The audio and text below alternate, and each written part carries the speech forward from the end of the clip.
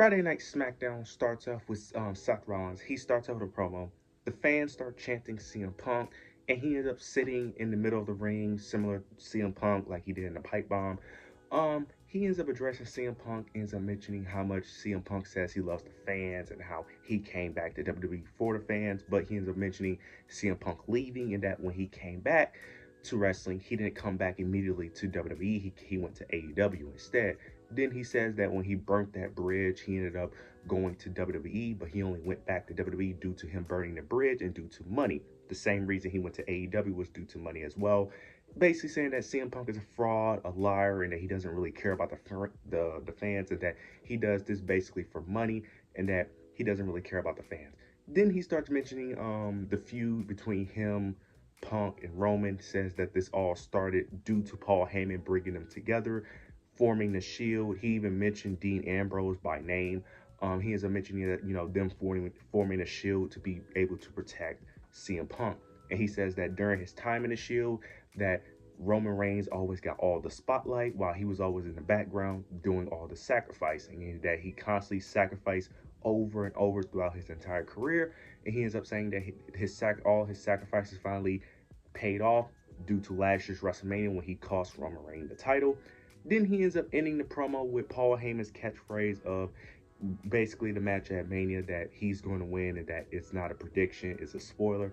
This was great. Seth Rollins has done some of his best work these past few years, man. He's been absolutely amazing. He's been amazing in this feud. This was a great promo. This was a good way to send off this feud. This was a good way to end, well, not end the feud, but good way to end the feud leading in towards WrestleMania. This was great. I really enjoyed this promo segment. This was great, and I'm excited to see how this match plays out at Mania.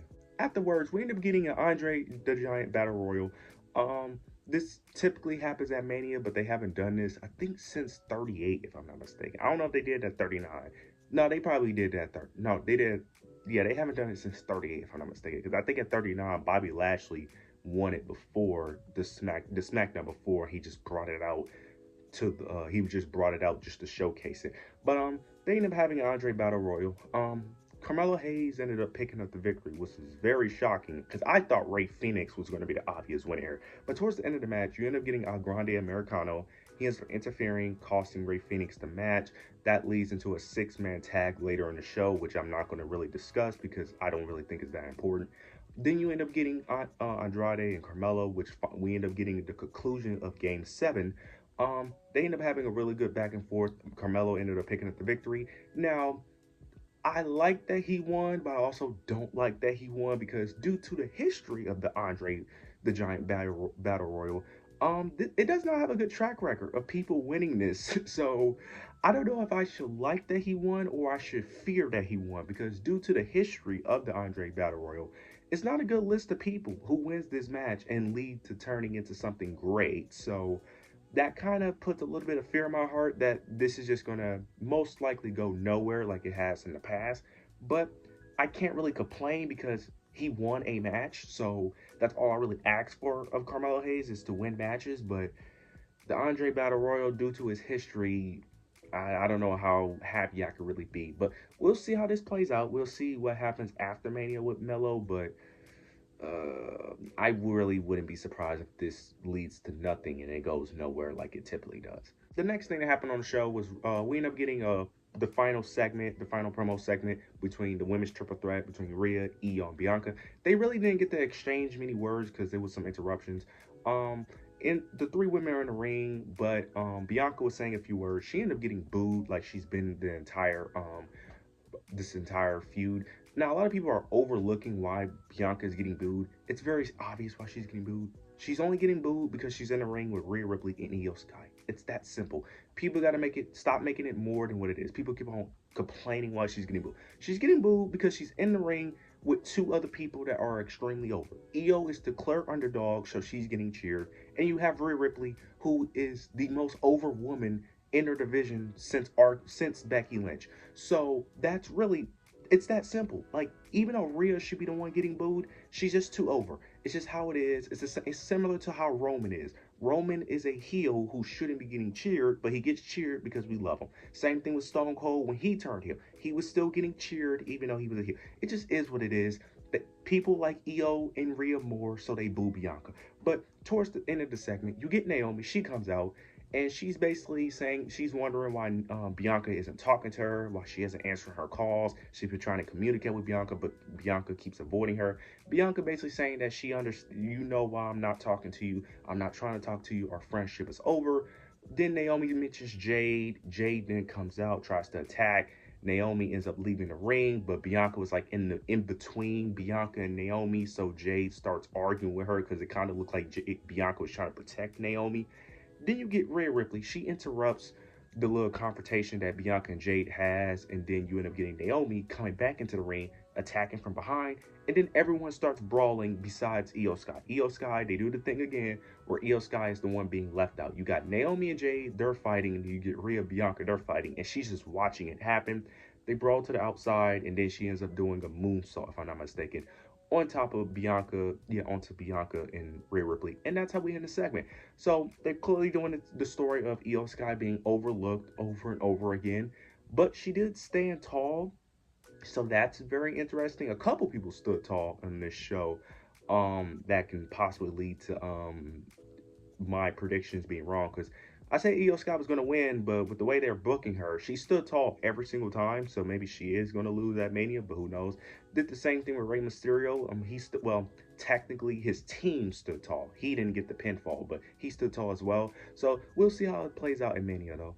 Afterwards, we end up getting the Street Profits versus DIY for the WWE Tag Team titles. This match ends in disqualification with DIY. They interrupt. They end up attacking the Street Profits and Motor City Machine Guns, and then they end up stealing tag team titles.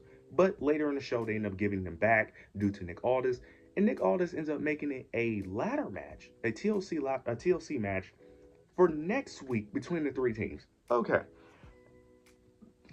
I have to criticize Triple H here. I love Triple H, but come on. Really? You do a TLC match between the three tag teams, the three tag teams that's been cooking on SmackDown, over the New Day but the New Day and the War Raiders get on Mania. Now, a lot of people are saying that the only reason why, now I say the only reason why the New Day are even on the card is due to their heel turn, but I'm sorry, their heel turn has not been that good to the point where they deserve a Mania spot. I'm sorry. If Big E does not make a return of some sort, why is this on the card? Like, this TLC match should be on Mania. Like, why is this happening next week? Like, I don't get it. I don't understand. The match is going to be a banger, but I don't understand it. Like, this should be your Mania match. I don't understand. Like, I don't understand it. I don't get it, but we'll see how the match plays out, but I just don't understand it. Afterwards, we end up getting Selena Vega versus Chelsea Green. Selena Vega ends up picking up the victory. The Secret Service was barred from ringside, so Selena Vega picked up the victory. This is going to lead to eventually a title match. Now, I don't know if Selena's going to win that title match. I highly doubt it, because I'm assuming it's just going to be shenanigans, but like I said, I want to see this feud. I want to see this actually be something special, but due to the booking, I don't see it really going anywhere, but we'll see how it plays out. Yeah, I have interest in it, mainly because I love Chelsea and I love Selena, but man, WWE is doing a very poor job of booking these two women in this feud. Now we get the main event. We get John Cena and Cody Rhodes. They have their final interaction before their match this upcoming Sunday. The premise of John Cena's promo was basically that Cody Rhodes cared too much about the crowd, and that's the reason why he's going to lose at Mania. He ends up saying that the crowd is basically fickle, that they can't make up their minds. This was a good promo overall from Cena, but Cena basically was saying that Cody Rhodes is too weak and too pathetic to not care what the fans think, and that him caring what the fans think is going to cost him the match because he always tries to do the right thing instead of just trying to win. Cena says that he's not going to really care what the fans think. He basically says that he's going to do whatever it takes to win, basically. He says that he doesn't care about doing it the right way, that he's going to win no matter what. He ends up mentioning The Rock as well. He ends up mentioning that all of this happened because Cody denied The Rock. He ends up saying that since he turned down The Rock, Cena knew that he could be able to beat him and that he could just do it without basically doing it the right way, basically. Then you end up getting Cody Rhodes. Cody Rhodes responds, and he basically, to sum it up, he basically ends up mentioning things from John Cena past. He ends up saying that Cena is overrated. He ends up mentioning John Cena being naked on, I think it was Total, I don't know what show it was or when it happened. I think it was Total Divas he's alluding to when John Cena was naked on, Then he ends up mentioning that after 25 years, John Cena still cannot wrestle, and then fans start chanting, you can't wrestle chants. It was a good comeback overall. I think people are overrating it a bit, saying that John Cena got cooked. It was a decent comeback, but I don't think John Cena got cooked in this segment. But Cody Rhodes is actually getting booed in this segment as well, but he ends up getting the fans to cheer him towards the end, which was very good. Overall, this was a good, well, towards the end actually, after the words are said, Cena ended up responding back, ends up saying that in order to beat Cody Rhodes, he doesn't need to wrestle. He pokes him in the eye, goes for the AA, but Cody Rhodes reverses it and hits him with the crossroads, which I enjoy. Now, a lot of people are saying that they don't like that Cena is getting defeated so easily. Look, I don't mind it mainly because Cody Rhodes has always been built like a superhero, and plus Cena hasn't won a match in so long, so it's fine with him losing, like getting beat down towards the build up. Now with him getting beat up on the Go Home show, this gives me a lot of hope that Cena is winning that 17 at Mania, because we need that. We need that. That's the only option at Mania. I hope that is the option at Mania. I'm praying that they do not go with Cody Rhodes winning, because there's just so much story to tell with Cena winning that 17, and there's nothing left for Cody to do as champion. Unless you're doing Randy Orton, even though I don't think that really needs a title, but you could always have Cody win it back, then do the Randy Cody thing later on. But overall, this was a solid show. This was better than Monday Night Raw, that's for sure. But you guys let me know your thoughts in the pins down below. Let me know how you feel about WrestleMania. Let me know your predictions for Mania. Let me know how you guys feel. But leave your opinions down below. Make sure to like, comment, subscribe. But yeah, that's it.